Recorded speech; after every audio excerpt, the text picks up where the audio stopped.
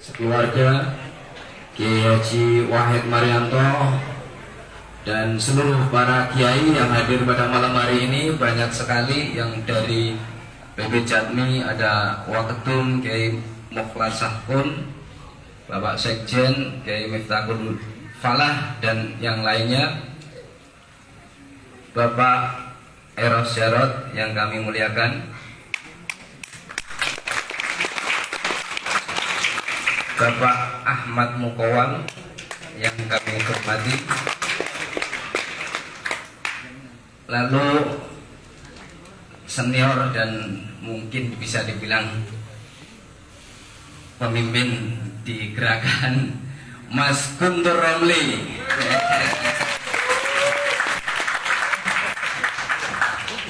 dan juga para tamu undangan yang lain yang tidak bisa saya sebut satu persatu, tapi tidak mengurangi rasa hormat kami kepada seluruh para tamu undangan.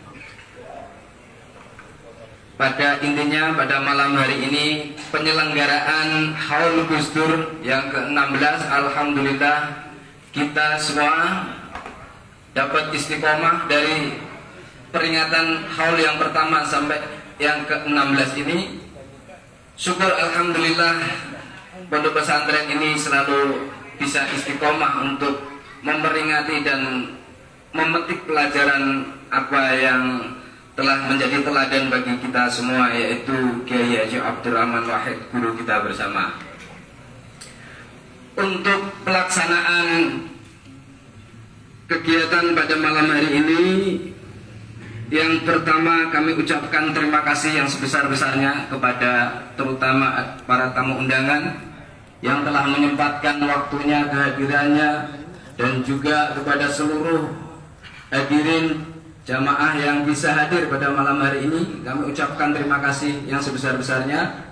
Selanjutnya kami juga memohon maaf yang sebesar-besarnya atas kekurangan dan kekhilafan atau apapun pada intinya. Dari segi sambutan, ucapan, dan tempat dan sajian juga pasti ada kekurangan di sini sana. Maka kami semua atas nama panitia menghaturkan permohonan maaf yang sebesar-besarnya.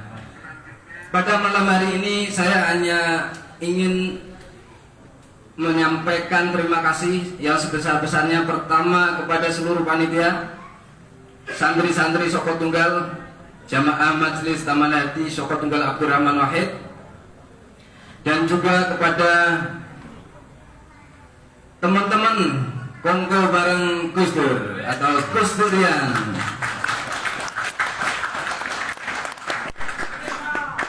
Selanjutnya kami ucapkan terima kasih yang besar-besarnya kepada seluruh pengurus pusat PB Jatmi, pengurus besar Jamiah Alit Thoriqah Mutabaroh se-Indonesia yang dipimpin langsung oleh Abah Nuril. Banyak sekali yang hadir. Dan juga seluruh teman-teman dari PGN, dari DKI, Jakarta Timur, Jakarta Barat, Bekasi, dan sebagainya yang bisa rawuh pada malam hari ini. Dan juga saudara-saudara kita pengurus dari struktural NU dari tingkat mungkin PC di sini yang jelas telah hadir, Ketua MWC Kiai Haji Nanang Qasim MWC Pulau Gadung, dan seluruh pengurus NU dari tingkat PC, MWC sampai ke tingkat ranting, dan juga teman-teman dari PWI mungkin ada yang hadir pada malam hari ini juga, dan juga tentunya teman-teman dari Ansor, Banser, mungkin Fatayat dan sebagainya. Dan intinya pada malam hari ini kami ucapkan terima kasih yang sebesar-besarnya atas kerawan panjenengan semua. Dan saya memohon pada malam hari ini juga semoga kita panitia dan seluruh jamaah bisa hadir kembali di peringatan yang ke-17. Amin amin ya rabbal alamin. Terima kasih. Yang ke-17 tahun depan maksudnya bisa bertemu kembali. Terima kasih atas semuanya. Kami mohon maaf apabila ada kurang. Mohon maaf Bapak perwakilan dari Kapolres, maaf Pak. Dan juga mungkin dari Kapolsek yang kami hormati, maaf tadi kelewat. Terima kasih dan kami mohon maaf yang sebesar-besarnya. Saya tutup. Wallahul muwaffiq ila aqwamit thoriq. Wassalamualaikum warahmatullahi wabarakatuh. Waalaikumsalam. Demikianlah sambutan dari Ketua Panitia Kiai Sobirin. Dan untuk selanjutnya marilah kita dengarkan intermezzo ya. Intermezzo selingan, yaitu hiburan yang akan dipandu atau dipimpin oleh Bang Iweng. Pada beliau dipersilakan maju ke depan.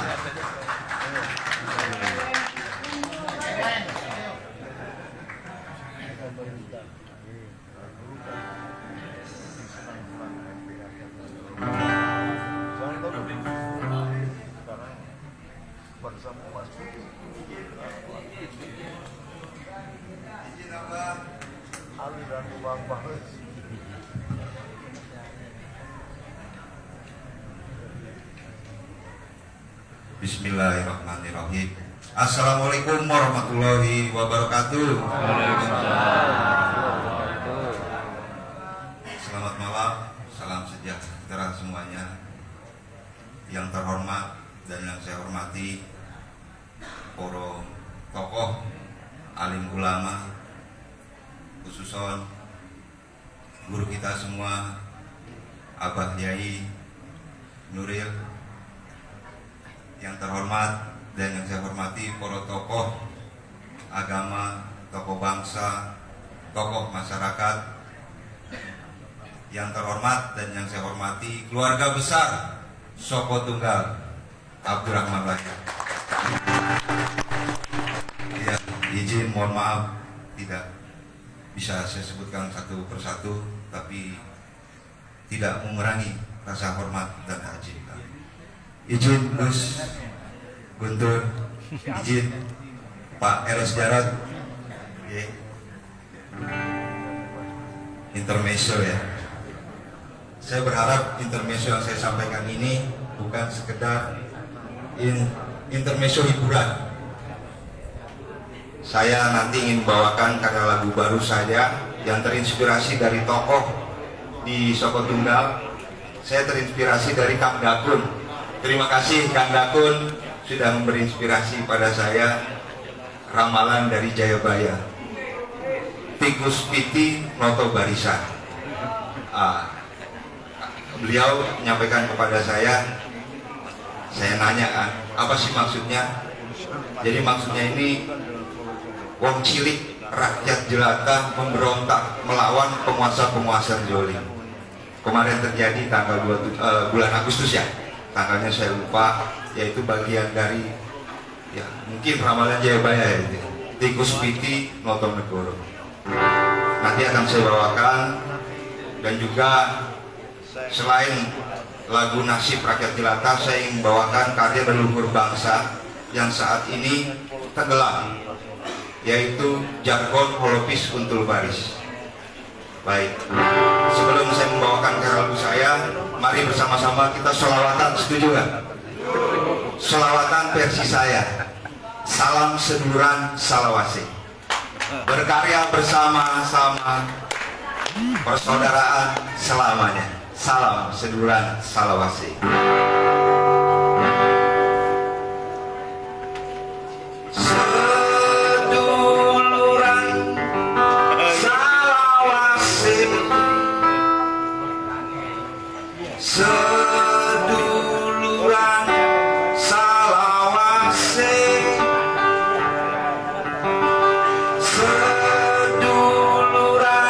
salawase, seduluran salawase. Maaf agak fals sedikit.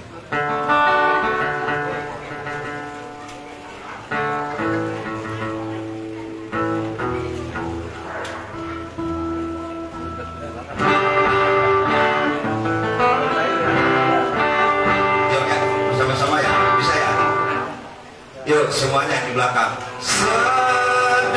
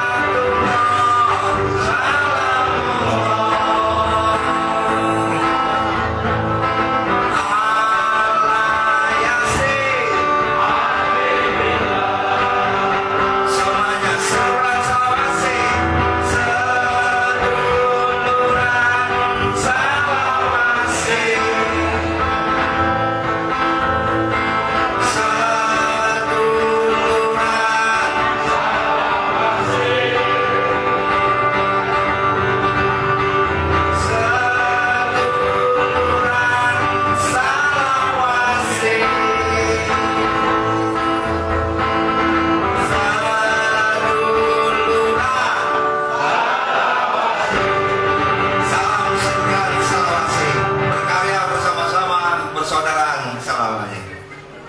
Baik.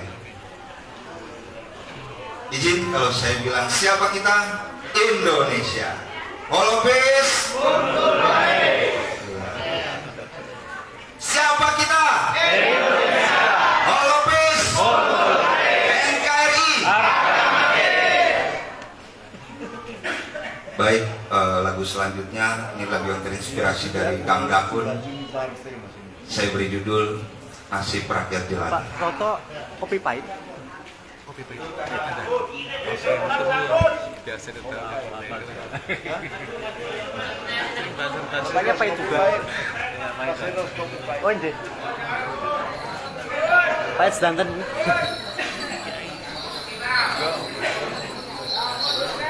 Baik, tema kemarin di Ciganjur, Gus Dur dari rakyat, oleh rakyat, untuk rakyat.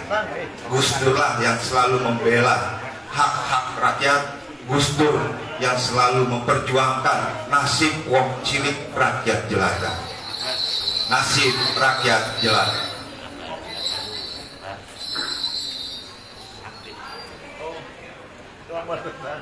Mohon maaf.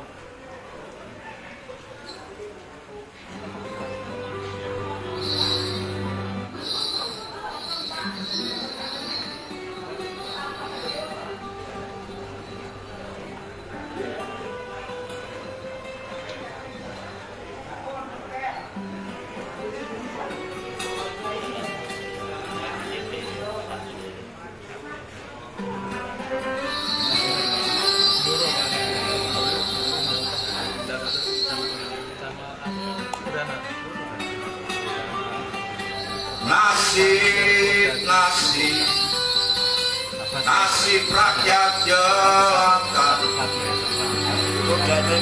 jadi korban para penguasa.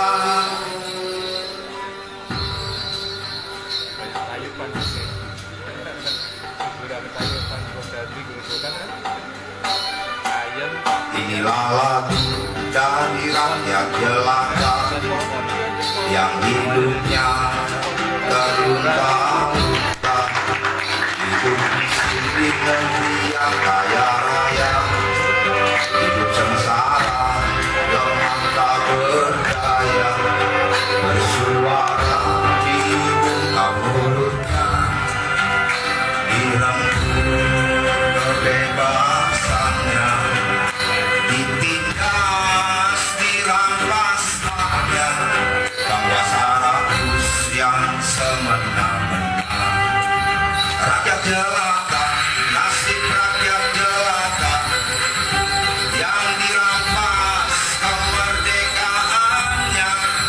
Rakyat jelata, nasib rakyat jelata jadi korban para penguasa. Rakyat jelata, nasib rakyat jelata yang dirampas kemerdekaannya. Rakyat jelata, nasib rakyat jelata jadi korban para penguasa.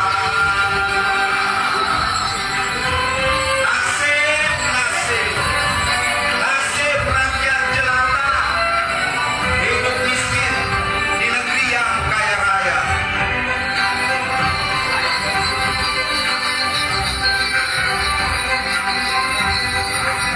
Inilah lagu dari rakyat jelata yang hidupnya terlunta-lunta, hidup miskin di negeri yang kaya raya, hidup sengsara lemah tak berdaya, bersuara di muka mulutnya, direnggut kebebasannya, ditindas, dirampas haknya, penguasa rakus yang semena-mena. Rakyat jelata, nasib rakyat jelata yang dirampas kemerdekaannya. Rakyat jelata, nasib rakyat jelata jadi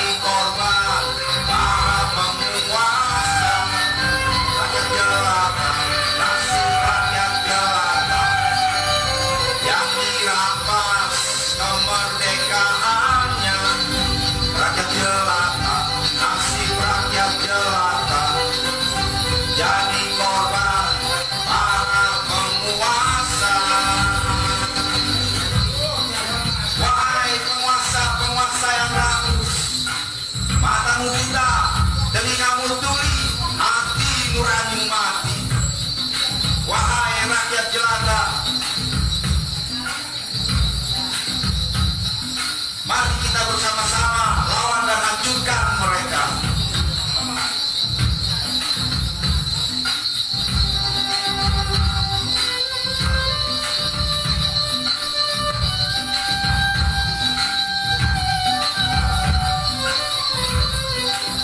Rakyat jelata, rakyat jelata, rakyat jelata.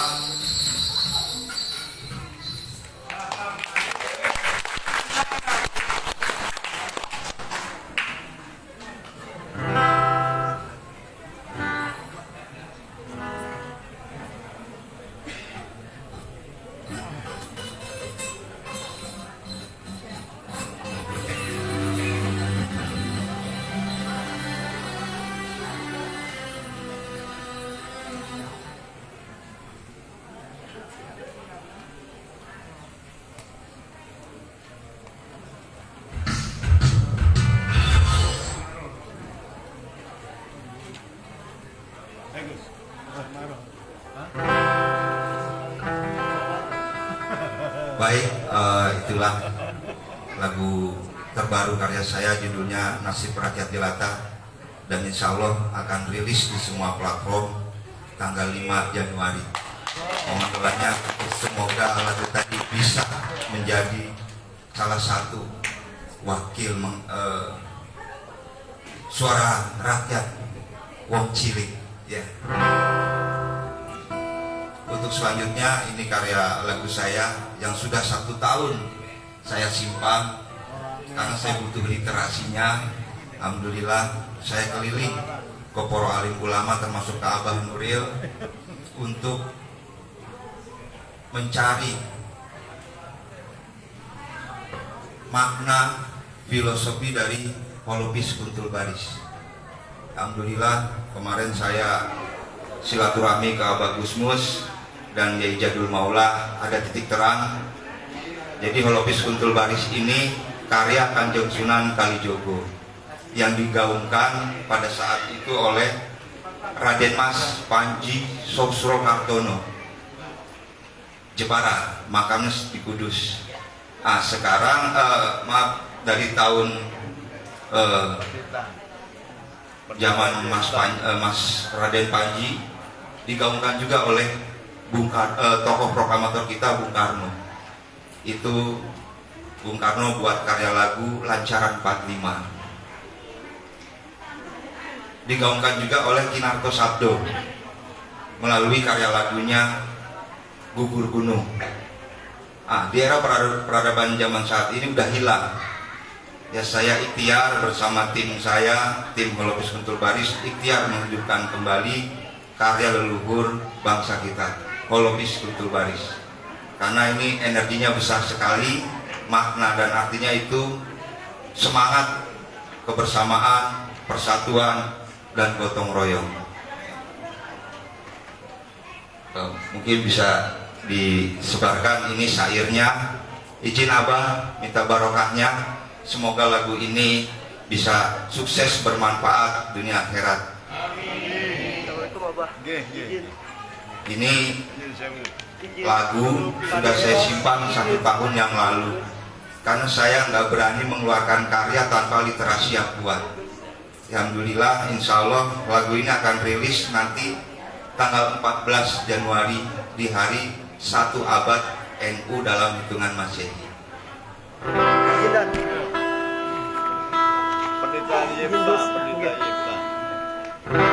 Ini terima kasih banyak Gus Sobirin, keluarga besar Pondok Pesantren Soko Tunggal. Alhamdulillah saya bisa menyampaikan aspirasi kebangsaan, aspirasi melalui karya-karya lagu saya. Saya terima kasih banyak keluarga besar Soko Tunggal. Alhamdulillah bisa didengarkan langsung dengan pakar, tokoh Pak Jarod. Izin menyampaikan aspirasi Gus Guntur, Abah Nuril, izin mudah-mudahan juga bisa diajak gitu ya di panggung-panggung yang lain, karena ini sangat penting. Holopis Kuntul Baris itu dari hasil riset saya adalah spirit kebangsaan kita. Nanti nyanyi seperti ini. Olopis kuntul baris, olopis kuntul baris, olopis kuntul baris, olopis kuntul baris. Semuanya yuk. Olopis kuntul baris, olopis kuntul baris, olopis kuntul baris, olopis kuntul baris. Ada beberapa tokoh yang saya silaturahmi, saya sewani sampai saya ke Abah Abu yang tadi. Kiai Jadul menafsirkan holopis kuntul baris ini adalah bagian dari mantra. Masyarakat Jawa pada zaman Kinarto Sabdo ini juga meyakini ini adalah mantra. Ya, baik. Salam kenal semuanya. Mungkin ada yang belum kenal. Saya Iweng, nama panggung, nama asli Sutowo. Saya asli Karanggayam Kebumen yang hampir hilang Jawanya. Wong apa? Gitu. Jadi saya orang apa kok aku penak ya. Saya sekarang ikhtiar ini ngalap barokah leluhur pakai surya. Yuk. Holopis kuntul baris, holopis kuntul baris, holopis kuntul baris, holopis.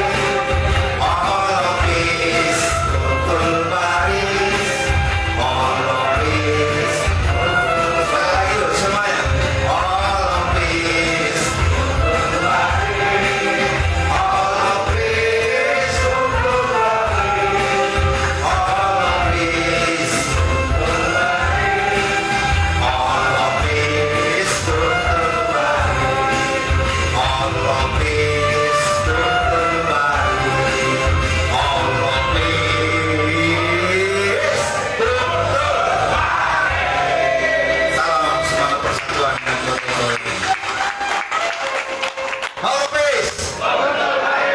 Baik, terima kasih. Kurang lebihnya saya mohon maaf. Assalamualaikum warahmatullahi wabarakatuh.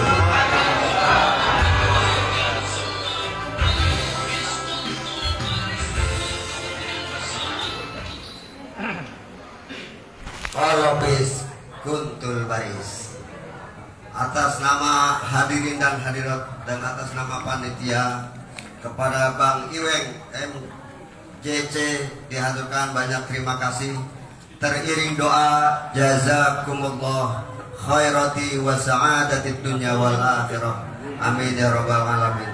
Hadirin dan hadirat yang berbahagia, untuk selanjutnya marilah kita ikuti acara berikutnya, diskusi yang akan dipimpin atau moderator oleh Kiai Haji Miftahul Falah sebagai Sekjen Jami Jamiyah Ahli Thariqah Muktabaroh Indonesia. Pada beliau dipersilakan. Terima kasih. Assalamualaikum warahmatullahi wabarakatuh.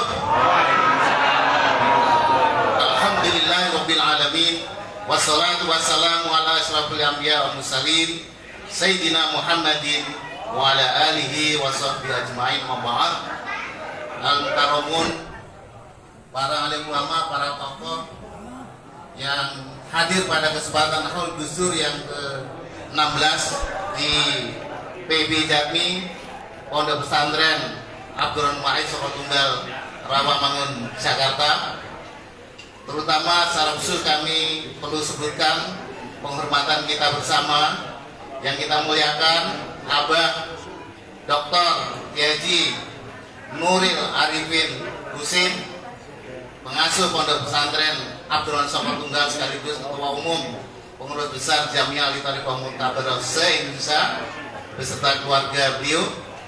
Selanjutnya kita muliakan Bapak Haji Abdul Wahid Marianto, guru tetap kita di sini, semoga sehat selalu Pak Yai. Sahabat Gus Dur yang kita muliakan Bapak Haji Eros Jarot, tokoh kita yang tidak asing. Yang berikutnya Bapak Haji Dr. Ahmad Mukowa. Ingat saya tahun 84 itu mentor saya di PMI ini Pak, Dr. Ahmad Mukowa ini ya. Pernah menjadi ketua umum IKPMI, politisi kita, kiai kita yang terhormat. Yang kita muliakan Mas Guntur Romli yang pernah digebukin FPI tahun 2008 dulu. Dan teman-teman juga. Yang kita muliakan Wakil Ketua Umum PB Jati Bapak Dr. Haji Mukhlas Sargon yang ada di sebelah kiri Mas Guntur. Yang saya muliakan, kita muliakan bersama Gus Lukman Rahmatullah, pengasuh Pondok Pesantren Girinoto Sunan Derajat Lamongan yang hadir dari semalam hanya khusus niat menghadiri acara Haul Gusdur ini. Yang saya muliakan dan kita muliakan bersama Bapak Haji Daud Kay beserta teman-teman, juga Bapak Pangeran Arya Senopati dari Kota Waringin, Kalimantan Timur beserta rombongan yang saya muliakan. Guru kita Haji Mukarrabin, ini Wakil Rais Mustafa Ifadiyah PB Jatmi. Ini saya harus untuk sama beliau, walaupun badannya kecil, kalau saya salam beliau pasti cium tangan. Sahabat-sahabat dari pengurus PB saya lihat banyak ini yang hadir. Jadi Hamid sendiri wakil ketua, Pak Lurah, ada Kiai Ahmad Musin, ada Gus Bambang, ada Kiai Latif. Yang kita muliakan ada Kiai Zaki, ada Pendeta Yefta, ada Pendeta Yefta. Mohon maaf, terima kasih, selamat datang.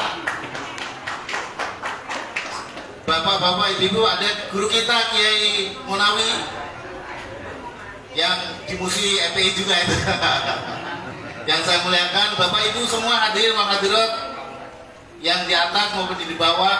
Yang saya muliakan secara khusus Bapak dari Kepolisian Republik Indonesia mewakili kepolisian saya kira, dari Polres Jakarta Timur dan teman-teman dari kepolisian, mungkin dari TNI, dari Koramil dan sebagainya yang saya muliakan. Hadirin wa hadirat yang saya hormati, mengawali bicara tentang Gus Dur di acara Haul Gus Dur ini, kita ulangi lagi baca Fatihah untuk Al-Maghfurlah. Ada cerita dikit, saya dulu beberapa tahun yang lalu ingin datang ke Jombang Tebuireng, tapi karena keterbatasan sehingga saya tidak bisa datang ke Tebuireng berziarah. Ada bisikan, lah ngopo abot-abot nang Tebuireng, cukup datang nang Ciganjur utawa baca Fatihah. Ya, kata beliau, datang ke Ciganjur sama dengan ziarah ke Tebuireng. Yang kedua, cukup baca Fatihah sesuai niat kita. Al-Fatihah untuk Al-Maghfurlah Kiai Abdurrahman Wahid. Al-Fatihah. Bismillahirrahmanirrahim. Alhamdulillahirabbil alamin arrahmanirrahim maliki yaumiddin. Iyyaka na'budu wa iyyaka nasta'in. Shiratal mustaqim. Shiratal ladzina an'amta 'alaihim ghairil maghdubi 'alaihim waladdallin. Amin. Terima kasih.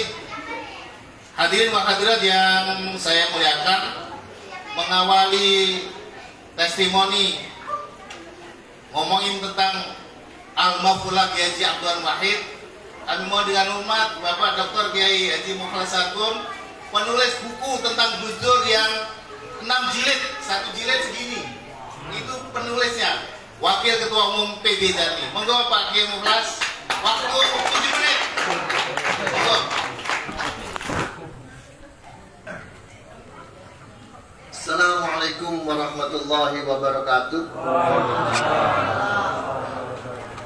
Yang saya hormati Abah Nuril, ini saudara saya sekaligus sebagai murid dan juga sekaligus sebagai pimpinan, jadi tiga ikatan sama beliau. Yang kedua, Mas Eros Jarot, saya sering ke kantornya sama Pak Samsuna. Ya, senior kita Pak Dr. Mukawang, Pak Kapolres, dan seluruh kiai-kiai teman sekalian yang berbahagia yang tidak bisa kita sebut. Alhamdulillah kita bisa hadir di Haul Gus Dur. Terima kasih. Saya sedikit aja cerita tentang Gus Dur. Saya itu punya profesor di Malaysia, itu kebetulan satu rumah dengan Gus Dur di Baghdad. Kata beliau, Gus Dur itu nggak pernah kuliah katanya, tetapi setiap hari itu membawa buku dari perpustakaan itu 1 taksi. Jadi dari perpustakaan 1 taksi dibawa ke rumah dan dibaca. Begitu habis ambil lagi sampai di perpustakaan itu habis. Jadi menurut profesor saya ini sebagai satu rumah, itu keistiqomahnya Gus Dur itu melaksanakan Iqra, bacalah. Dan orang kalau Iqra itu yarfa'illahu alladziina aamanu minkum walladziina utul ilma. Jadi punya karomah. Sehingga seolah-olah beliau itu bisa nebak, padahal itu tidak, itu saintis. Karena kemampuan beliau membaca banyak pengetahuan, sehingga seluruh fenomena itu bisa dibaca meskipun sekian tahun yang akan datang. Jadi pengetahuan itulah Allah memberi karomah. Karomah itu sehingga bukan untuk menilai atau menebak, tidak. Itu saintis, semua saintis. Saya apa yang dipikirkan Gus Dur itu lebih kepada saintis. Tapi kadang-kadang kita tahu karomah juga. Satu saat saya mengantar Pak Anwar Ibrahim waktu itu dipenjara oleh Mahathir. Penjaranya itu 15 tahun. 10 tahun timnya itu datang ke Jakarta. Ayo kita main Gus Dur. Anu aja, nggak sengaja saja. Datang Gus menceritakan Pak Anwar ini. Karena waktu ketika di penjara, Gus Dur itu ngirim surat di penjara kepada Anwar Ibrahim. Dan timnya itu menceritakan. Ya berbagai macam lah. Tapi Gus Dur bilang gini, ya saya bantu. Insya Allah mudah-mudahan cepat keluar, tapi jangan boleh banyak bicara kalau udah keluar. Sebulan kemudian, entah apa dengan cara apa, tiba-tiba keluar beneran gitu. Saya juga nggak bisa mikir, padahal masih 5 tahun lagi jatah penjaranya. Dan setelah keluar, ya banyak ngomong juga karena aktivis kan, bang, di penjara lagi. Waduh, ini kadang nggak ikuti orang tua, tapi sekarang alhamdulillah jadi Perdana Menteri. Jadi Perdana Menteri Malaysia itu Gus Durian. Secara tidak langsung. Yang ketiga, saya ini pernah nulis buku Gus Dur ya. Jadi berhentinya itu gara-gara laptop saya itu sudah virusnya udah, dan saya juga kena virus juga. Nyebut istri itu karena 2 tahun hanya ngurusi Gus Dur, nyebut istri pun beliau Gus Dur gitu. Saking menjiwai. Jadi wah ini udah error ini. Laptopnya kena virus, pikirannya sudah berhentilah saya. Rencananya kan 9 jilid, biasa NU itu 99 gitu kan. Tetapi begitu 6 jilid, di layout itu pas Gus Dur, begitu tulisannya. Jilid 1 G, jilid 2 O, D dan O, Gus Dur. Akhirnya jadi Gus Dur. Yang layout kok bisa 6, padahal ditarget 9 jilid karena kita sudah kena virus itu. Sehingga kita hentikan. Yang terakhir itu jilid yang ke-6 itu Gus Dur seorang diplomat dan budayawan. Jadi menjadi 6 jilid. Itu sekitar tentang Gus Dur ya. Jadi memang banyak kelebihan-kelebihan dan yang paling penting kita ambil dari Gus Dur itu suka membaca. Itu yang hilang dari kita. Dan yang terakhir Gus Dur itu juga pesan kalau bisa membaca usahakan bisa menulis. Karena sehebat apapun orang, kalau tidak ada legasi menulis tidak dikenal oleh masyarakat. Yang terakhir humornya Gus Dur ya. Humornya Gus Dur. Suatu saat Gus Dur itu bercerita, tak tahu ini benar atau enggak. Dia menceritakan di HI itu ada orang Inggris bertanya banyak seseorang, apakah benar ini jalan HI? Orang itu jawab, dicari di kamus kan nggak ada. Itu apa artinya kan? Tanyalah orang kedua, apakah benar di HI ini HI? Jawabnya iya. Iya juga nggak ada. Yang terakhir tanya orang ketiga, apakah benar ini jalan HI? Dia jawab benar, right, kan gitu di kamusnya. Kemudian Gus Dur tanya, kenapa saya bertanya satu kok jawabannya beda-beda? Yang pertama yang kedua, yang ketiga benar. Oh itu tergantung pendidikannya. Yang itu nggak sekolah. Yang jawab iya itu apa? SMP. Itu SMP. Nah seperti saya tadi jawabnya benar, itu saya sarjana. Oh jadi bapak ini sarjana. Jadi kembali lagi. Ya, yang terakhir ini soal jatmi ya. Jatmi ini sebetulnya tentang ketarikahan. Tarekah yang dicanangkan oleh Abah ini adalah tarekah kebangsaan. Satu hal yang penting di dalam ketarekahan itu adalah dimensi spiritualitas. Dan yang harus kita bangkitkan lagi adalah spiritualitas kita terhadap alam sekitar kita. Kita ini sudah diajarkan orang-orang tua itu, kalau menebang pohon itu diajak bicara dulu, antara minta keridhaan. Di Al-Quran itu kan diajarkan kita ya Pak Guntur ya, semua akad kita, muamalah kita itu harus antara atas kerelaan. Tidak hanya sesama manusia, dengan hewan, dengan tumbuh-tumbuhan harus antara, karena itu dulu ada pakem kalau nebang pohon ori itu kan, nah itu ada waktunya, ada harinya, ada neptunya, semua dihitung semua supaya apa? Antara. Kalau kita berbaik-baik dengan alam, berbaik-baik dengan lingkungan, insya Allah mereka akan memberi keberkahan. Ini menjadi agenda kita. Jatmi tidak hanya sekedar berzikir tentang munajat takar kepada Allah, tetapi juga kita berzikir kolaborasi dengan alam sekitar kita ini supaya semuanya ini menjadi berkah. Di Al-Quran itu yang disuruh eksploitasi itu laut Pak, bukan hutan. Hutan itu seandainya besok kiamat kamu harus tetap nanam bijian. Tapi kalau di laut boleh. Ternyata di laut itu mudah sekali. Begitu angin datang, ikan sudah datang lagi. Waja'alnal bakhra litakulu minhu lahman tariyan wa tastakhrijuna minhu khilyatan talbasun. Laut itu boleh. Tapi kita kenapa merusak hutan? Sementara Allah wanti-wanti tidak boleh gegabah untuk menebang hutan. Saya kira itu 3 hal penting tentang Gus Dur. Terima kasih atas perhatiannya. Wallahu fi auni 'abdi ma dama 'abdu fi auni akhi. Wassalamualaikum warahmatullahi wabarakatuh. Waalaikumsalam warahmatullahi wabarakatuh. Terima kasih Pak Dr. Kiai Muhammad Sargun waktu PB Jatmi yang telah memberikan testimoni tentang Gus Dur. Selanjutnya sebelum Pak Kiai Dr. Ahmad Mukuwam, monggo kami persilakan Guntur Ramli untuk memberikan testimoninya. Monggo dipersilakan Gus. Tapi nih yang lucu-lucu. Assalamualaikum warahmatullahi wabarakatuh.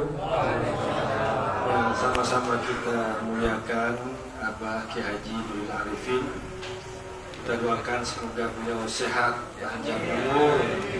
Dan juga Ki Haji Wahid Marianto yang biasa kita sapa dengan Pak Acun. Tokoh-tokoh senior ada Mas Mukawal, Mas Eros Jarot, Pak Kapolsek, dan tokoh-tokoh yang lain. Mohon maaf tidak bisa sebut namanya satu persatu. Tentu saja istimewa Mas Mula sudah memberikan pengantar tentang Gus Dur. Hadirin sekalian, tentu saja malam ini adalah malam yang berbahagia. Kita bisa bertemu, kita bisa berkumpul bersama-sama. Dan juga tentu saja bersama Abah Ki Haji Nurul Arifin di tempat ini. Dan juga kita bisa berjumpa setelah 16 tahun wafatnya Gus Dur. Tapi alhamdulillah saya juga masih melihat wajah-wajah santri-santri Gus Dur yang masih setia bersama kita. Wajah-wajah yang sering kita ketemu setiap hari Sabtu di Hutan Kayu dari tahun 2005 sampai tahun 2009 ya. Itu waktu yang tidak pendek. Kita bisa ngobrol. Mungkin kalau yang belum pernah bertemu dengan Gus Dur ya hanya mendengar cerita, tapi sampai sekarang masih mencintai Gus Dur, itu juga sebenarnya adalah orang yang benar-benar cinta kepada Gus Dur. Kalau kita yang ketemu ini kan tahu Gus Dur itu gimana, bisa salaman, bisa ini. Tapi yang nggak pernah ketemu Gus Dur tapi bisa cinta Gus Dur, itulah yang benar-benar cinta kepada Gus Dur. Dan saya yakin yang hadir di sini juga mungkin rata-rata belum pernah bertemu dengan Gus Dur ya Bu ya. Kalau apa ya, ya kan? Belum pernah, tapi masih setia dan cinta kepada Gus Dur. Tadi Mas Mula sudah menyampaikan sebagai pengantar yang menjadi ajaran dari Gus Dur yang masih katakanlah kita ingat bersama, khususnya saya ingat adalah bahwa Gus Dur adalah sosok yang sangat mementingkan apa itu tentang kemanusiaan. Bahasa kerennya itu humanisme. Bahasa Arabnya itu al-insaniyah. Apa yang disebut dengan kemanusiaan oleh Gus Dur adalah kita manusia sama-sama ciptaan Tuhan yang tidak bisa dibeda-bedakan karena faktor apapun. Kita berbeda, ya berbeda. Tapi yang nggak boleh adalah membeda-bedakan. Kita beda, laki-laki, perempuan. Ada mata belok, ada mata sipit.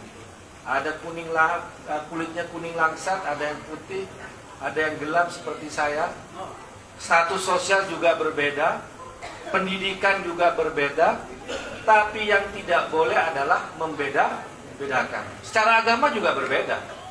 Ada yang Islam, Kristen, Hindu, Konghucu, Buddha dan sebagainya. Tapi kata Gus Dur kita tidak boleh membeda-bedakan. Kenapa? Karena kita sama-sama manusia. Dan ayat Al-Quran yang sering dikutip oleh Gus Dur adalah surat dari Al-Hujurat. Bismillahirrahmanirrahim. Ya ayuhan nasu inna khalaqnakum min dzakari wa untha wa ja'alnakum syu'uban wa qabaila lita'arafu. Wahai manusia, sesungguhnya kami menciptakan kalian berbangsa-bangsa dan bersuku-suku untuk saling kenal mengenal. Jadi intinya dari perbedaan manusia itu bukan untuk membeda-bedakan, tidak boleh membedakan yang Islam dengan yang Kristen, membeda-bedakan antara laki-laki dan perempuan, membeda-bedakan status sosial, karena kita adalah sama-sama manusia. Itu inti dari kemanusiaan yang sering disampaikan oleh Gus Dur. Karena itu Gus Dur nggak pernah membeda-bedakan orang yang datang kepadanya, dan selalu datang secara bersamaan. Seperti majelis ini, ada yang Islam, ada yang Kristen, ada yang polisi, ada yang jadi pejabat, ada yang warga biasa. Itulah, kita tidak boleh membeda-bedakan yang namanya manusia. Itu yang disebut dengan prinsip kemanusiaan, prinsip humanisme. Makanya kalau di makamnya Gus Dur, di nisannya itu dituliskan, di sini berbaring seorang humanis. Apa orang humanis? Adalah orang yang tidak pernah membeda-bedakan manusia karena perbedaannya. Jangankan kita yang katakanlah orang yang sering dikucilkan oleh masyarakat juga Gus Dur bela. Misalnya apa? Waria datang ke Gus Dur. Jadi nggak pernah membeda-bedakan. Yang penting dia adalah manusia, maka dia memiliki harkat dan martabat kemanusiaan yang telah Tuhan berikan kepada dia, dan tidak ada seorang pun yang berhak untuk merendahkan, untuk menistakan, karena dia adalah manusia. Ya Bani Adam, walaqad karamna Bani Adam, dan telah kami muliakan anak-anak Adam. Ini Allah firman bahwa yang memuliakan manusia adalah Allah itu sendiri. Maka tidak ada seorang pun manusia yang memiliki hak untuk merendahkan manusia yang lain, apapun alasannya. Perbedaan agama, status sosial, mau waria, mau laki-laki, mau wanita dan sebagainya, itu sama. Islam, Kristen, Hindu, Buddha nggak bisa dibeda-bedakan. Mau yang kaya, mau miskin, nggak bisa dibeda-bedakan. Itulah prinsip kemanusiaan yang sering disampaikan oleh Gus Dur. Kita tidak boleh membeda-bedakan manusia, apapun alasannya. Pertama. Yang kedua, konsistensi Gus Dur terhadap demokrasi dan konstitusi. Gus Dur sebagai latar belakang dari aktivis, ketua umum PBNU, kemudian masuk ke dalam partai politik, apa kata Gus Dur? Banyak orang yang sering mengatakan, Gus, ngapain masuk politik? Itu kan tempat yang kotor. Kata Gus Dur, politik itu pekerjaan yang mulia karena dia memperjuangkan nasib orang banyak. Artinya apa? Bahwa dalam politiknya Gus Dur adalah politik kemaslahatan dan membela demokrasi dan konstitusi. Karena itu Gus Dur sering juga ditanya, Gus, ngapain belain Ahmadiyah? Ahmadiyah kan menurut itu kan dianggap sesat. Kata Gus Dur, saya tidak pernah membela ajaran Ahmadiyah, yang saya bela adalah konstitusi. Konstitusi kita mengamanatkan bahwa warga negara Indonesia memiliki kedudukan yang sama di depan hukum. Apapun agamanya, apapun sukunya, apapun aliran politiknya, apapun dan lain sebagainya, dia harus dihormati, harus dilindungi sebagai warga negara. Ini yang disebut konsistensi Gus Dur terhadap konstitusi dan terhadap demokrasi. Dan kalau kita melihat perjalanan Gus Dur, ya memang seperti itu. Misalnya Gus Dur sering belain, ngapain Gus belain orang itu gereja, pendirian gereja.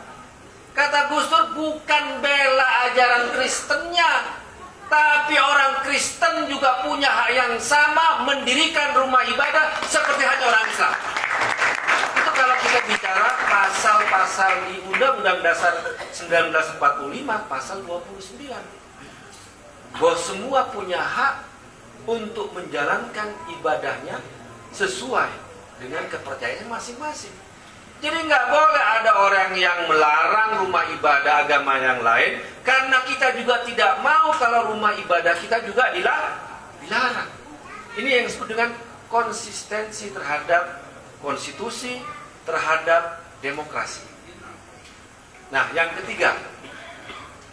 ketiga, apa yang sering disampaikan Gus Dur sebenarnya adalah apa yang juga beliau lakukan. Jadi ilmunya Gus Dur adalah ilmu laku, bukan hanya kata-kata. Gus Dur jarang sekali mengutip Al-Quran, jarang sekali mengutip hadis, tapi tindakan beliau sesuai dengan Al-Quran dan Sunnah. Tradisi-tradisi pesantren, tradisi kiai. Kenapa? Karena yang paling penting dari semua ilmu itu adalah ilmu laku. Afdhalul ilmi ilmul hal. Yang paling penting adalah pembuktian dari apa yang kita ketahui, apa yang kita yakini. Saya kira cukup sebagai pengantar 3 hal tadi tentang ajaran kemanusiaan Gus Dur. Yang kedua, konsistensi Gus Dur terhadap prinsip konstitusi dan demokrasi. Dan yang ketiga adalah tindakan-tindakan kita yang mencerminkan apa yang kita ketahui dan apa yang kita yakini. Sebagai pengantar cukup demikian. Terima kasih banyak. Semoga kita dipertemukan di haul-haul Gus Dur yang akan datang. Amin ya. Dan paling penting, Abah, Pak Wahid sehat. Amin ya. Umur panjang. Amin. Murah rezeki dan semuanya juga ya. Baik, demikian terima kasih. Wallahul muwaffiq ila aqwamit thoriq. Wassalamualaikum warahmatullahi wabarakatuh. Waalaikumsalam warahmatullahi wabarakatuh. Info pada para jamaah tadi Mas Dr. Ramli mendampingi Sekjen PDIP Mas Hasto Kristianto untuk silaturahim pada Abah Nuril Arifin Husin. Ngomong apa mungkin nanti Abah yang menceritakan. Yang jelas ada peran besar yang dilakukan oleh Mas Guntur Ramli di Partai Demokrasi Indonesia Perjuangan. Insya Allah. Saya nggak kampanye ya. Hadirin saya muliakan, sebelum Mas Eros Jarot, saya mohon dengan hormat Pak Kiai Haji Dr. Ahmad Mukowam, monggo waktunya sama, monggo dipersilakan. Mentang kalau PNI Oh gitu. Mic-nya. Oke, monggo. Baik, Assalamualaikum warahmatullahi wabarakatuh.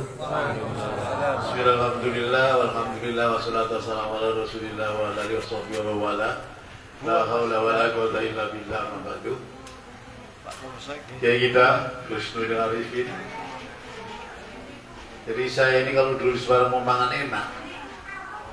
Iya, dengan Gus Nuril ini. Zaman sepatu miring itu kalau kemudian zaman sepatu miring. Jadi kalau Gus Nuril gajian, dulu kantornya itu di Jalan Sompo. Nah, kantor Sewu. Sompo itu kalau beliau itu kepala biro Kedaulatan Rakyat Jawa Tengah. Top Mas Guntur. Pada waktu itu wis top lah itu. Tidak tahu kemudian apa, kemudian turun dari wartawan. Jadi Mas Jawa Tengah Mas. Jadi saya itu ikut koreksi, saya bukan wartawan tapi kalau ikut koreksi dulu tuh. Koreksi rendah. Aku di wartawan, bisa aku beliau sampean dari ini. Zaman semono itu. Mas Eros, saya kira ini Mas Eros ini lumbung ilmu, lumbung kebijakan dan mengantar kita ke peradaban, Mas. Hari ini yang paling mahal itu peradaban, Mas. Ultimate goal dari sebuah negara bangsa itu peradaban. Tadi ini bahasa pesantrennya layak mutu ala yahya. Sudah gak mutu ngabisin biaya. Mas Wahid, Pak Panitia, Kiai Mukhlas, kemudian Mas Guntur. Jadi bukan kampanye Mas, tapi dimanapun mutiara itu Mas, boarding dia mesti betul Mas, ilmunya Mas. Karena biasa pun kita ini. Baik, hadir sekalian, Pak Polisi, kemudian juga semua yang hadir pada kesempatan kali ini, saya tentu bersyukur pada Allah. Alhamdulillah hari ini bisa bersama-sama kita semua. Saya ini dalam konteks Gus Dur beda dengan Gus Nuril. Ya, Sobat tunggal itu tunggal Gus Dur ya Gus Nuril. Sekarang kan saya begitu. Soko Tunggal itu ada dua, satu di Semarang, satu di sini, Soko Tunggal. Nah, Mas Guntur tadi sampaikan 3 hal. Pertama adalah soal ajaran, yang kedua konstitusional, yang ketiga perilaku. Dalam beberapa catatan saya ini, Gus Dur ini adalah manusia yang meninggalkan banyak hal, tetapi kemudian kalau kita lihat dari ini, ada 3. Gus Dur sekarang dan ke depan ini. Saya kira 3 dimensi waktu ini berat semua ini.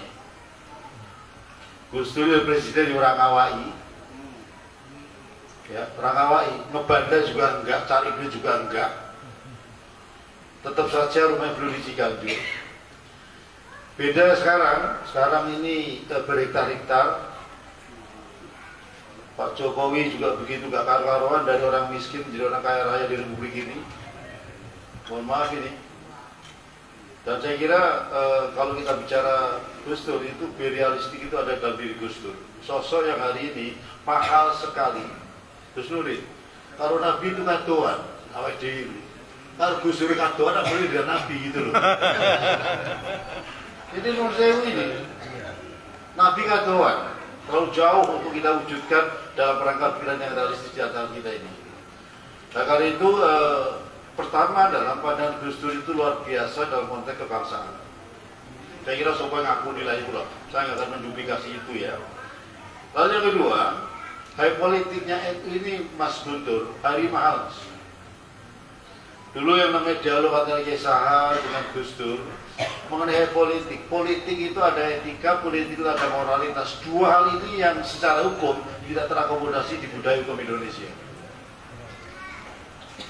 Jadi Mas Eros, hari ini berita korupsi itu selalu ada, Mas. Kapan tuh orang-orang itu berhenti dari korupsi itu kapan gitu loh? Kok orang-orang gitu loh, Pak? Kok nggak kenyang-kenyang gitu loh, Pak?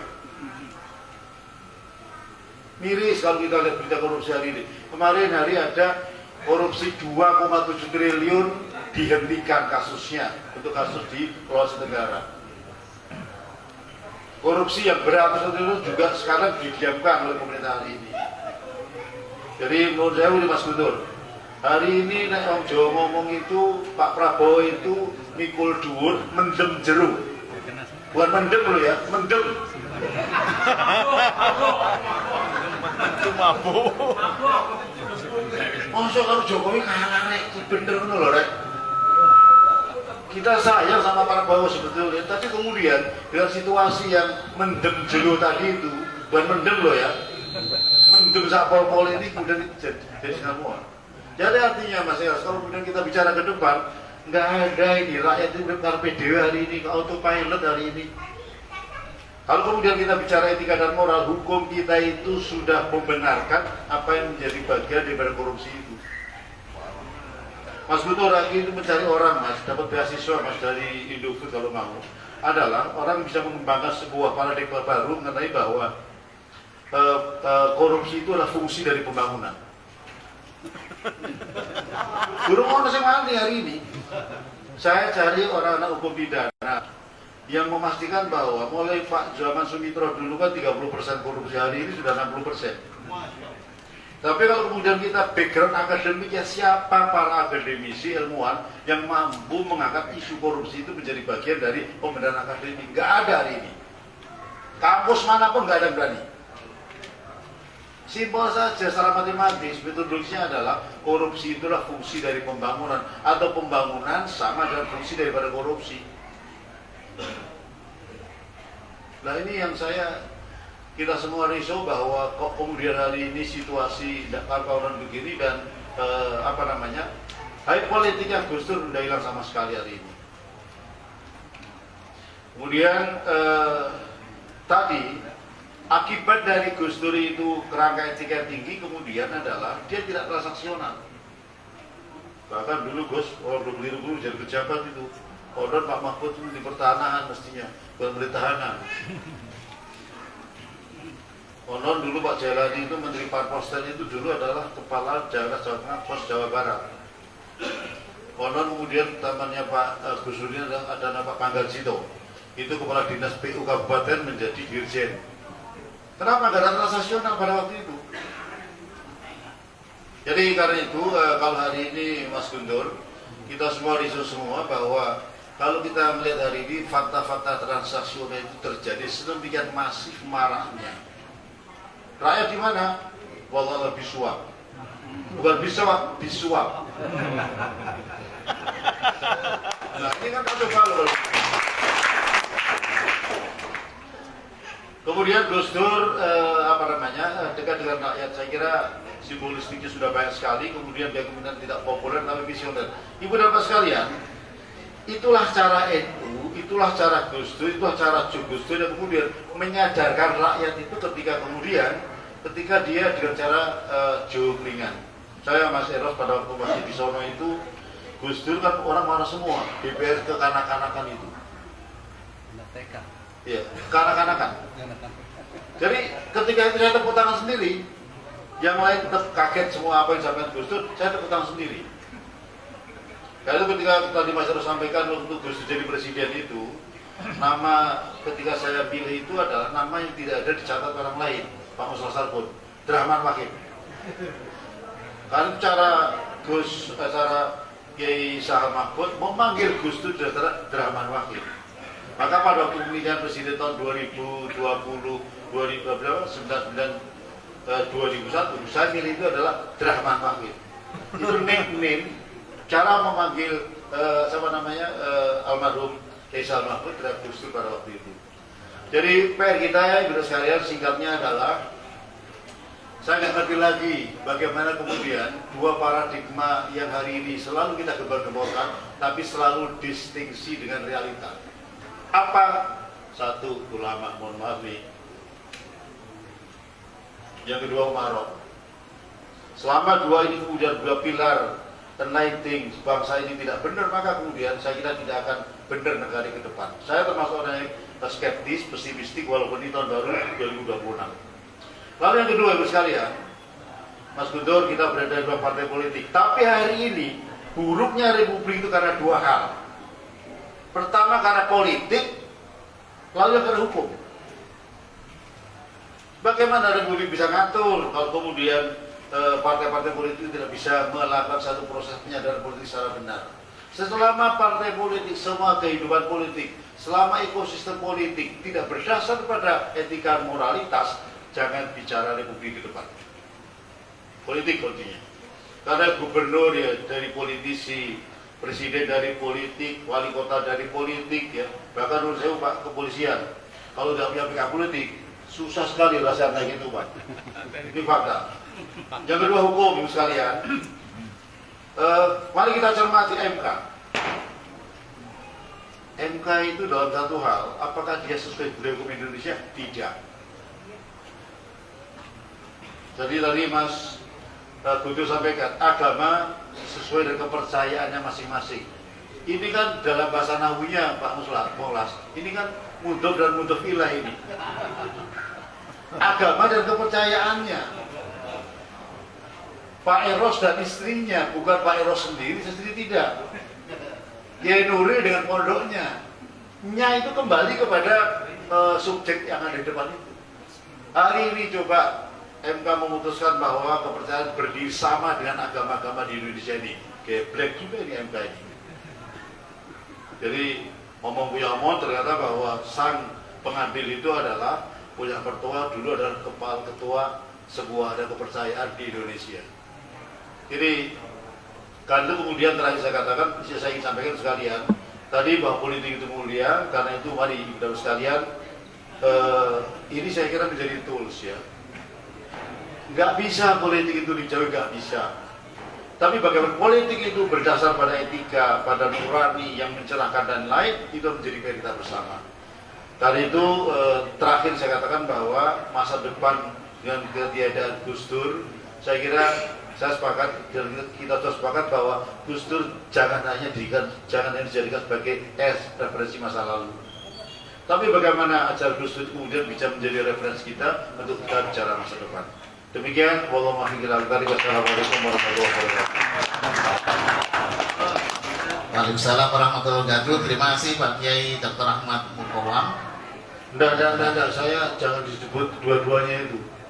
Kiai bukan, dokter juga bukan. Oke. Matur nuwun. Sudah terlanjur, mohon maaf. Bapak Ibu hadirin wal hadirat yang saya muliakan, selanjutnya kita dengarkan testimoni dari sahabat Gus Dur. Ini saya harus sebut nih karena tulisannya selalu ada Haji Eros Jarot. Ya, banyak tulisan muncul dulu kita baca. Yang berarti mau mengkritik bahwa orang NU itu tidak bisa mengelola tambang ya. Nanti setelah itu ada selingan dan setelah itu kita dengarkan tausiah dari Abah Nuril Arifin. Monggo kami persilakan Bang Haji Eros Jarot. Monggo. Duduk silakan. Berdiri. Sama-sama gitu aja. Duduk aja ya. Iya. Kemarin rame-rame beliau kritik NU juga rupa-rupanya. Monggo. Assalamualaikum warahmatullahi wabarakatuh. Saya ini diminta Gus Dur untuk ngomong soal Gus Dur. Bingung saya, ya. Saya kenal Gus Dur tahun 72, 73 lah ya. Waktu beliau sekolah masih di Irak ya. Jadi sering nguli bareng lah gitu ya. Jadi saking banyaknya nggak tahu apa yang saya ngomong gitu. Bingung saya. Cuman yang penting itu Jadi juri film. yang penting itu realita hari ini ya. Saya kok kalau bicara Gus Dur itu sudah tadi bagus-bagus semua ya. Tapi apa yang diinginkan Gus Dur ke depan ya, dan realita hari ini itu lebih penting buat saya. Hari ini kesini Gus ya. Kenapa? Koyoknya kok gimana ini ya? Saya tuh sedih kalau melihat siapapun ketua umumnya buat saya gak penting lah ya. Tapi NU-nya jangan rusak. Itu yang paling pertama. Kenapa saya bilang begini? Saya saksi hidup bagaimana Gus Dur itu dari mimpi-mimpinya membangun NU seperti apa itu saya ikuti. Jadi jangan ponak-ponakannya sudah jadi kualat ya sampai merusak NU-nya. Kenapa saya bilang begini?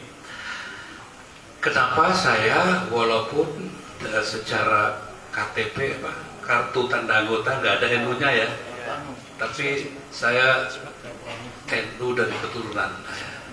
Jadi begini, yang saya coba sampaikan, kenapa kita harus bangun NU itu sangat kuat. Kenapa? Ada alasannya.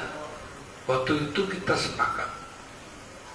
Contohnya kenapa? Karena dari apa yang kita setelah pelajari, ternyata kekuatan rakyat dan tonggaknya rakyat Indonesia itu, ya tonggak kerakyatan loh ya, itu ada di dua institusi kaum Nahdien dan kaum Manahin.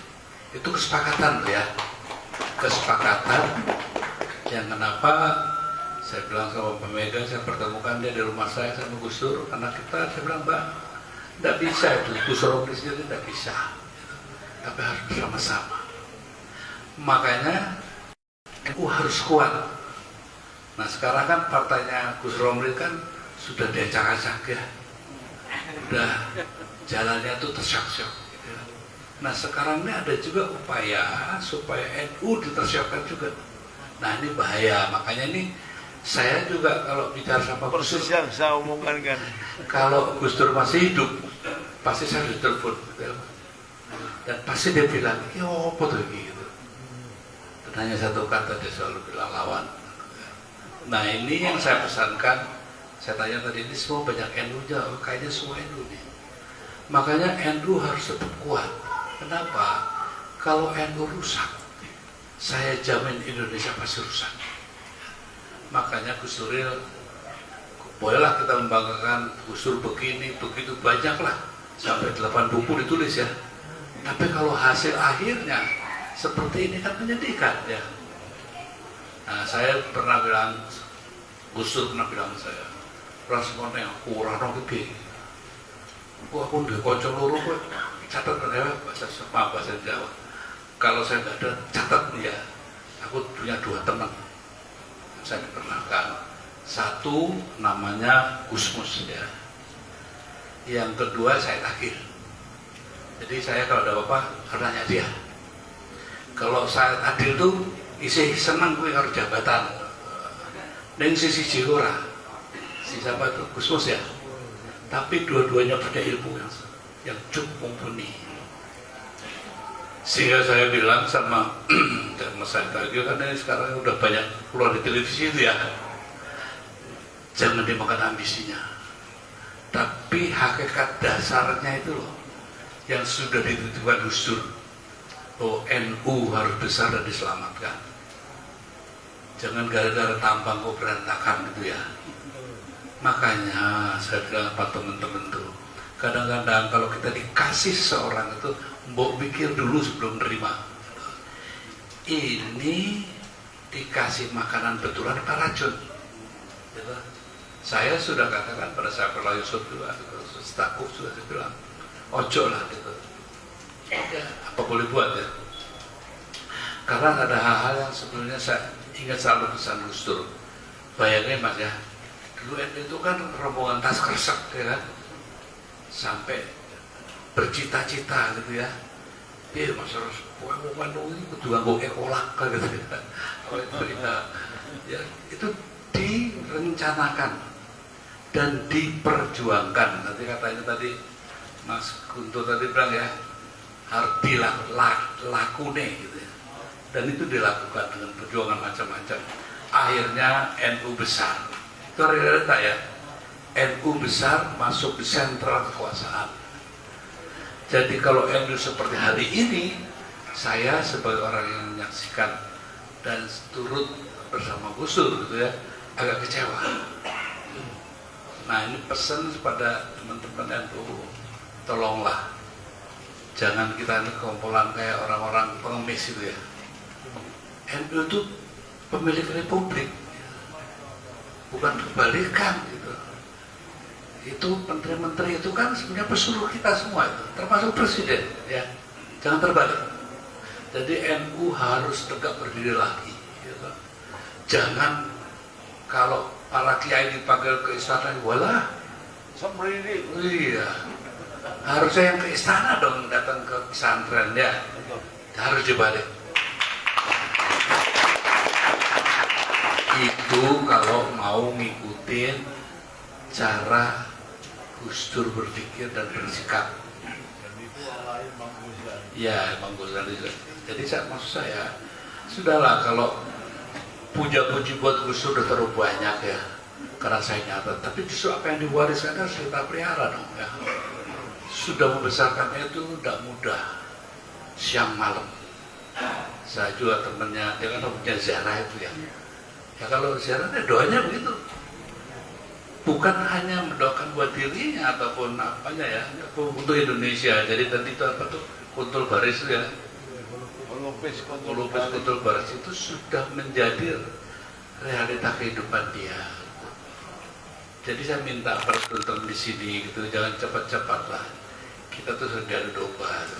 Kalau kita lihat di televisi itu ya, Mas Gus Romli juga sering televisi kan, kayak jangkrik itu ya, diadu, terpancing gitu. Akhirnya kita dapat tontonan, tidak tuntunan ya, hanya tudingan gitu. Nah itu yang kita perjuangkan juga bersama. Kenapa maaf tidak ada kaum Tionghoa di sini ya, bagaimana kita perjuangkan juga tadi seperti diversity itu ya, unity and diversity itu betul dari awal. Dulu sampai kenal Diki tuh dari yang Semarang tuh, dari awal kita bina itu. Sehingga menurut saya Gus Dur itu salah satunya, menurut saya salah satu tokoh pemersatu juga. Lah kalau dia tokoh pemersatu, kok anak yang dilahirkannya malah kerengan dewi gitu. Itu kan memalukan. Memuja Gus Dur gitu, memuji dengan segala macam, tapi kayak gini, persis seperti anak-anak partainya Mas Romli itu gitu. Bagaimana kalau memuja Bung Karno setengah mati, ajarannya dibelesek ya, ke tong sampah. Saya muridnya, jadi saya berhak ngomong itu ya. Kedua, makanya silakan memuja Gus Dur setinggi langit, silakan. itu wajar karena dia deserve ya, dia memang orang yang bisa. Cuman satu, kalau wujudnya begitu, hasilnya kayak begitu kan menyedihkan. Sama seperti bagaimana ajaran Bung Karno begitu hebatnya yang diturunkan leher-leheran, gitu. Terus tidak ada vision ke depan, gitu. Tidak punya yang namanya apa itu Indonesia, marwahnya seperti apa. Begitu juga NU. Jadi kalau cuma muja-muji Gus Dur gak ada gunanya menurut saya. Lebih lupakan saja.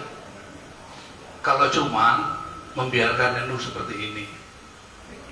Dan saya juga lihat di jalannya ini pertarungan ke depan siapa yang mimpin. Loh kok itu? Kalau saya waktu itu ributnya tuh masalah contohnya perbedaan ya, sikapnya si Mas Said gini, Gus Mus begini, itu kan enak kita ya. Tapi ini masalah tambang, itu kan merendahkan sekali. Itu merendahkan Gus Dur itu. Jadi nggak usah ngomong Gus Dur kalau kita masih otaknya begitu. Jadi nggak ada gunanya itu muji-muji setengah mati ya. Sama saya mengalami di komunitas kami, di kaum Banteng itu, wah nenganggu gambarnya bunga tuh gede sak taek gitu ya. Iya, kalau merdeka tuh keras tuh merdeka gitu ya. Buat keren teman, tapi nggak ngerti artinya. Kan menyedihkan itu. Kalau ngerti artinya tidak mungkin seperti ini. Itu saya jamin. Bilang sama ketua umum, jarang jauh. Sama juga kalau bicara Gus Dur begini, Gus Dur begitu. Lah kok kayak begitu gitu loh. Kan memalukan ya. Sampai mau islah aja, walah angel. Padahal Gus Dur itu hobinya satu.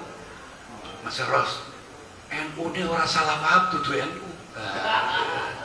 Nanti dari salah paham itu lahirlah paham yang salah. Itu yang harus dihindarkan. Ini salah paham biasa, apa-apa gitu kan. Jadi Gus Dur itu apa ya? Itu kan tadi hebat-hebat ngomongnya ya.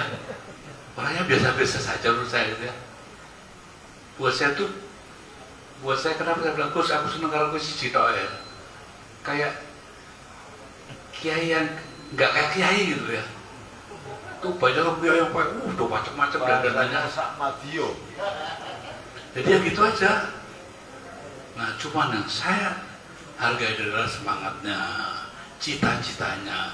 Salah satu cita-citanya nggak mau ngelihat Indonesia seperti hari ini. Itu saya jamin. Saya jamin Pak Gus Dur tidak suka melihat Indonesia seperti hari ini. Oke, untuk itu saya tarik ya lebih ke depan. Karena buat saya membicarakan Gus Dur tidak boleh melupakan satu hal, bahwa untuk Indonesia itulah Gus Dur ya. Jadi yang saya titipkan begini, kita ini kan selalu dianggap gak punya apa-apa, ya, gak punya kekuatan apa-apa, karena kita selalu merendahkan diri kita sendiri. Kenapa Jokowi jadi besar? Karena Gus Dur dan saya selalu merendahkan diri kita. Nah, kita harus bangkit ya. Jadi menurut saya ke depan ini ada 4 yang kita hadapi ya, yang sangat serius. Ini saya titipkan aja. Jadi kalau saya ngomong gini kan aspirasi Gus Dur yang saya tangkap ya. Ada 4 hal krisis yang tengah kita alami dan akan kita alami. Tadi Mas Makom sudah dengan bagusnya ya mengatakan A, B, C, D kayak begini-begini. Ada satu krisis yang pertama yang mungkin harus kita catat semua nih ya, sebagai pemilik negeri loh ya. Itu menteri-menteri lu gak usah diajak ngomong lah. Itu suruh kita suruh aja, termasuk yang mendem tadi. Ya mendem. Harus berani kita suruh. Terbalik kita selalu mengatur arahannya. Mengapa nggak kita balik sekarang? Kita yang mengarahkan. Itu kan ya. Selalu kita menempatkan posisi yang salah. Kita selalu minta arahan Bapak yang mulia. Betul secara fungsi. Tapi dalam konteks mempertahankan negeri dan bangsa ini, kedudukan rakyat yang paling tinggi. Sehingga ada satu krisis yang pertama yang mungkin kita harus renungkan, saya bisa salah, nanti bisa dikoreksi, sampai koreksi. Satu, kita sedang mengalami krisis kepercayaan rakyat terhadap institusi negara dan kenegaraan. Saya tidak usah jauh-jauh lah, buktinya gampang aja. Ada rakyat yang percaya sama lembaga yudikatif, udah percaya nggak? Ada nggak yang masih percaya? Lembaga hukum percaya nggak? Oke. Ke lembaga legislatif ada yang percaya? Sudah menurun, ada, cuma terlalu sedikit. Sampai itu legislatif Ya, jadi sudah berkrisis. Eksekutif.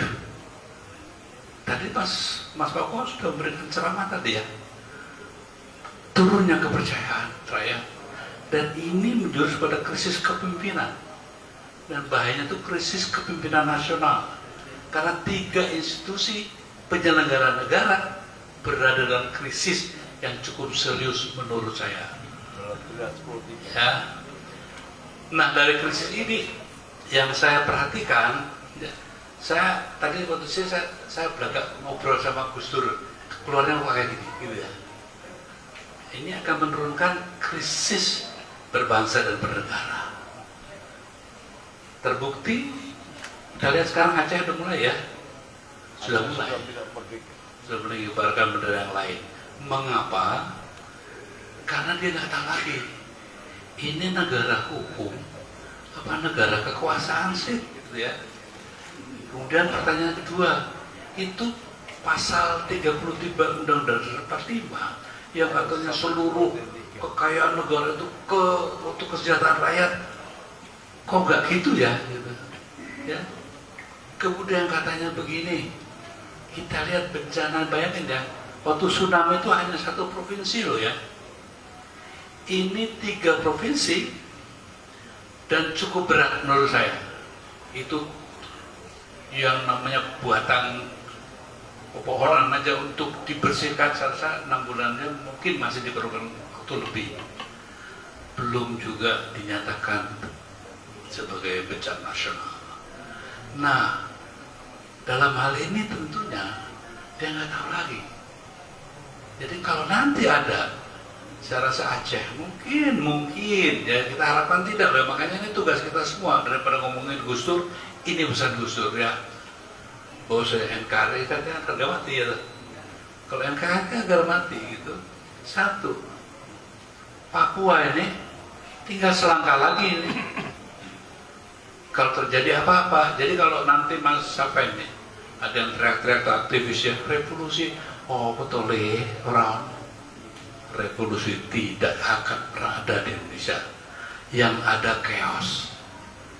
Beda ya. Revolusi dan chaos itu hal yang berbeda. Kacauan ya. Kalau revolusi ada pimpin. Kalau revolusi itu ada yang disodorkan, ada pemimpinnya, ada lokomotifnya ya. Kalau nggak ada ini semua ini kacau nanti.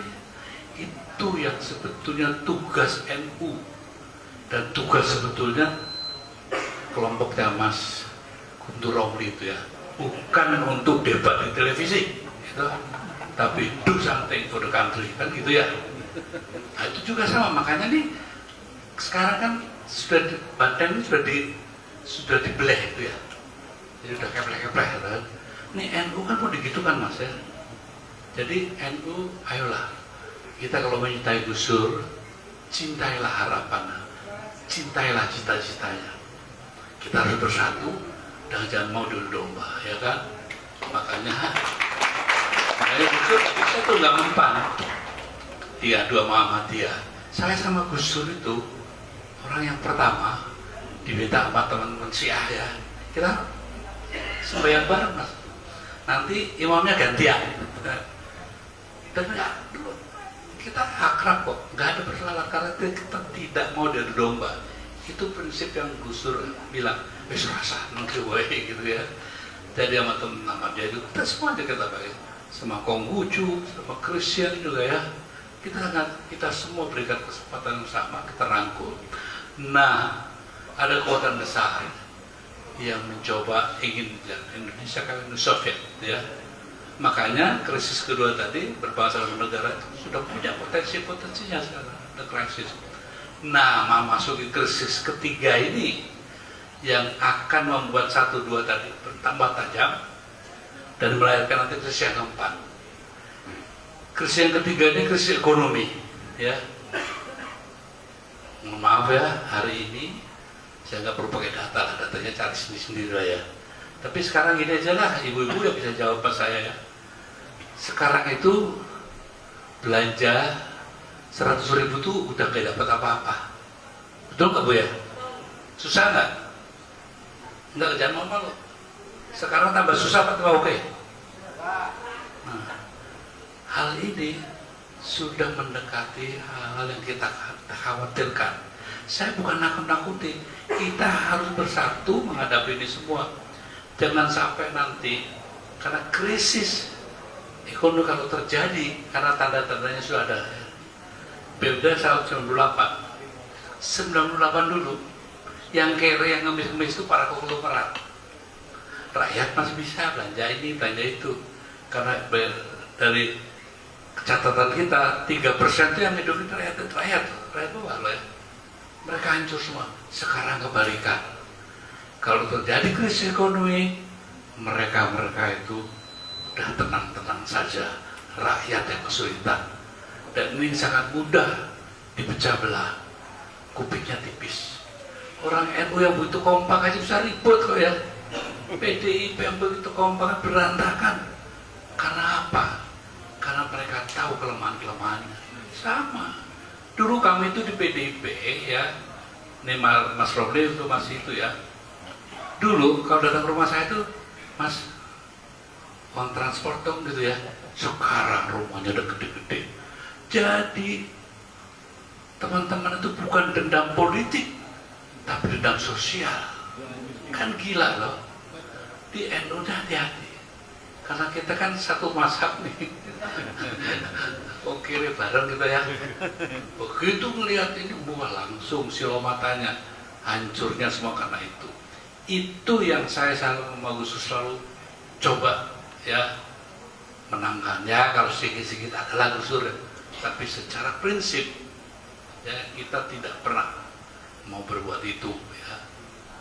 Nah, ini yang kita jaga untuk supaya nanti kalau krisis ketiga ini sampai, bukan hal yang mudah. Justru saya minta tugas NU ya, komunitasnya harus menjadi tonggak ya, tonggak terdepan untuk tetap bangga RI, karena pasti akan banyak memecah belah kita ya. Itu jangan sampai terjadi. Saya rasa ini juga yang mimpinya Gus Dur itu yang saya sampaikan ini ya. Jadi kalau nanti kita masuk ke krisis yang ketiga, ini bahaya. Karena akan melahirkan krisis yang keempat, krisis sosial politik. Dan ini akan nggak ngerti siapa. Sekarang udah kebingungan, kan Mas Romli ini orangnya ada nih. Surahnya, gue Mbak Megawati Soekarno Sopo yang mimpin PDIP itu udah banyak. Nggak ngerti. Sama juga sekarang nih. Dilir Boyo, Sopo gitu. Nah, pertanyaannya yang akan menjadi ngerti nggak nih cita-cita Gus Dur? Waktu saya ngelepas Gus Yahya sama Saiful ya untuk berangkat ke Lampung, saya juga ngomong begini. Ternyata nggak imbang. Buktinya berantakan gini loh ya. Andai kata mereka paham betul apa sih yang dengan Gus Dur, nggak perlu lah ngomong kok Gus Dur telah negara, Gus Dur ini, Gus Dur itu. Katanya Jokowi ngopo gitu kan. Itu yang lebih penting pertanyaan saya. Kamu sebagai Gus Durian apa yang mau berbuat yang sesuai dengan inline yang satu jalan dengan arahannya. Kalau Gus Dur itu gak senang dipuji-puji kok. Kalau perempuan yang muji baru dia senang. Kalau kalian muji, dijamin aja pasti dicuekin lah. Saya kenal dia. Jadi tidak perlu dipuji-puji, tapi dipahami betul apa maunya Gus Dur. Itu menurut saya jauh lebih penting. Bahwa saya ditulis yang bagus haruslah. Yang menurut saya masalah yang bangga dia haruslah untuk anak-anak cucu kita bisa mengikuti. Tapi kita sekarang sedang dipaku yang oleng ini jangan tinggalkan perahunya. Tugaskan sebagai dermaga juga ya, untuk menjaga kemungkinan. Jadi menurut saya, kalau saya harus bicara tentang Gus Dur, yang saya tangkap adalah kecintaannya pada Indonesia. Nah, kalau kalian adalah Gus Dur yang NKRI harga mati itu harus diterjemahkan dalam aksi. Tidak hanya ya kayak kan hobi atau minaliman gitu ya. Dan ini kan yang diajarkan oleh kakeknya Gus Dur ya. Dan ini yang betul meresap dalam diri dia. Sehingga menurut saya hari ini kita haul. Karena saya mengajak bukan hanya untuk puja-puji. Gus Dur sudah terlalu banyak dipuji orang. Orang Kristen santai gitu ya, orang Chinese juga. Beduh, kalau puji Gus Dur ya kayak gimana? Tapi satu, para pengikut yang namanya Gus Durian kan harus bertanggung jawab ya pada ini gitu ya. Makanya saya nanti minta titip sama Gus Nuril ya. Kalau sama Endra pangkatnya kiai. Kalau saya kan orang jalanan, dia ngomong gak dengerin. Tapi Kiai Haji Nurul Arifin mantap, ya deh. Nah, coba kasihlah fatwa. Dimana jangan hanya puja-puji, tapi bagaimana mudah-mudahan teman-teman di sini bisa buat program kerja ya, kerja nyata. Di mana nih Indonesia menurut saya rada gawat, menurut saya. Nanti Pak Polisi sampaikan Pak Listio juga gawat gitu ya. Nah makanya kita tidak mau menjadikan siapa-siapa pun. Kalau Pak Jokowi gitu, ya sudah, saya maafkan. Tapi perbuatanmu dihukum, ya harus tetap ditegakkan. Kalau salah, kalau nggak salah ya jangan dong mas ya. Yang benar jangan. Contohnya gini. Oh gini mas. Kalau salah dan tidak, menurut penilaian beberapa catatan, saya bisa mengatakan ada hal-hal yang perlu dipertanggungjawabkan. Kalau salah dan tidak, urusannya pengadilan. Kalau saya bilang, yang saya merasa perlu dipertanggungjawabkan, ya, keputusannya gimana terserah, tapi perlu bertanggungjawabkan. Itu satu kalau ditanya begitu. Sekarang kita, dulu saya ini orang yang nurunin Pak Harto. Saya dulu yang mimpin kelompok Banteng lah ya, nurunin Pak Harto. Tapi kita harus jujur dong ya, bahwasanya ada hal-hal di zaman Pak Harto. Saya juga kalau ngatakan gini, gue bilang hidup Harto ya gak juga, gak kayak yang mendam itu hidup itu gak ada ya. Tapi kita harus fair ya. Waktu itu BUMN itu masih menguasai tambang-tambang loh mas. Sekarang dulu saya kalau saya harus mendampingi Mbak Mega, waktu kita pertama mengambil pemerintahan, saya panggil Mitsubishi, saya mau bikin jalan ini.